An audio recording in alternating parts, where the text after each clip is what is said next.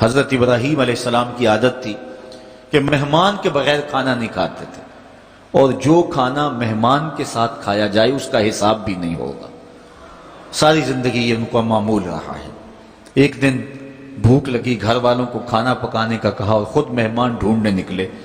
ایک شخص کو جو کہ بوڑھا تھا لے آئے، دسترخوان پہ بٹھایا۔ کھانا جب لگ گیا تو اس کو کہا اللہ کا نام لے کے شروع کرو۔ اس نے کہا میں تو اللہ کو نہیں مانتا۔ آپ نے فرمایا کہ میں تیرے سے کوئی ربط، رشتہ اور تعلق نہیں رکھتا، اللہ ہی کے نام پہ تجھے کھلا رہا ہوں، تو میرے رب کا نام تجھے کم از کم لینا چاہیے۔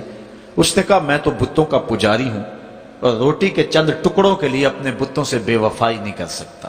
حضرت ابراہیم علیہ السلام بولے جب تو اتنا غیرت مند ہے کہ میرے رب کا نام نہیں لیتا اور اپنے بتوں سے بے وفائی نہیں کر سکتا، تو پھر میرا بھی تو کیا لگتا ہے، اگر میرے رب کو نہیں مانتا تو میں تو کھانا اس رب کے نام پہ کھلاؤں گا، کھاتا ہے تو ٹھیک نہیں تو تیری مرضی۔ وہ حضرت ابراہیم علیہ السلام کے دسترخوان سے اٹھ کے چلتا بنا، وہ گیا تو جبریل امین حاضر ہو گئے، سلام دیا، سندیسہ سنایا۔ رب کہتا ہے اے میرے خلیل، تو نے میرا ایک بندہ ناراض کر دیا۔ یا اللہ، وہ تیرا بندہ تھا، وہ تو تیرا نام لینا گوارا نہیں کرتا تھا، اور تو فرما رہا ہے کہ وہ میرا بندہ تھا۔ ارشاد ہوا ابراہیم بتاؤ اس کی عمر کتنی ہوگی؟ یا اللہ 80 سال کے قریب ہوگی۔ کہا اتنا عرصہ ہو گیا نا میں اس کو رزق دے رہا ہوں، تم ایک دن نہیں کھلا سکے؟ اب حضرت ابراہیم اس کو ڈھونڈ رہے ہیں، وہ دور پہاڑ پہ جا چکا ہے۔ اس کے قریب پہنچے، کہا میاں کھانا ٹھنڈا ہو رہا ہے جلدی آؤ۔ اس نے کہا ایک شرط ہے، تمہارے رب کا نام نہیں لوں گا۔ کہا نہ لینا آؤ۔ تو کہنے لگا لہجے میں اتنا گداز، اتنی نرمی کیسے آ گئی؟ تم تو کہتے تھے رب کے نام کے علاوہ کھلاؤں گا نہیں۔ کہا کہ اسی رب کا ہی تو پیغام آیا ہے کہ میں بھی اس کو دے رہا ہوں۔ اس نے کہا اگر تیرا رب اتنا اچھا ہے تو کھانا بعد میں کھائیں گے، پہلے اس کا غلام بنا لے مجھ کو۔ تو وہ رب ہے سب کا، ہمارا حق ہے کہ ہم اس کی پوجا کریں۔ تو اللہ تعالیٰ جل شانہ نے ارشاد فرمایا یا ایھا الناس اعبدوا ربکم، اپنے رب کی عبادت کرو۔ ایک تو وہ تمہارا رب ہے، اور پھر الذی خلقکم، اس نے تمہیں پیدا بھی کیا۔ توجہ چاہوں گا کتنی شان ہے کہ اس نے تخلیق بھی کیا اور پھر اس نے تمہاری تربیت بھی کی۔ جو تخلیق بھی کرے اور تمہاری تربیت بھی کرے، کیا اس کا حق نہیں ہے کہ اس کے حضور سجدہ ریزیاں کی جائیں؟ ساری زندگی انسان ماں کی خدمت کرتا رہے تو بتاؤ ماں کی خدمتوں کا بدلہ دے سکتا ہے؟ ماں کے پیار کا صلہ دے سکتا ہے؟ تو انسان جتنی مرضی خدمت کر کے ماں باپ کو راضی کرنے کی کوشش کرے وہ تو راضی ہوتے ہیں، بلکہ نالائق اولاد کے لیے ماں باپ کی دعائیں اور زیادہ ہوتی ہیں۔ تو انسان ان کی خدمت کا حق نہیں دے سکتا۔ ماں باپ کے اتنے حق کیوں ہیں؟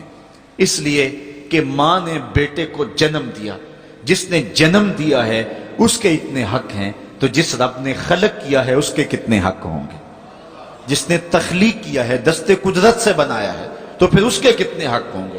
تو مجھے بتائیے اس شخص سے بڑا بدبخت کوئی ہو سکتا ہے جو اللہ کے حضور سجدہ ریزی نہیں کرتا؟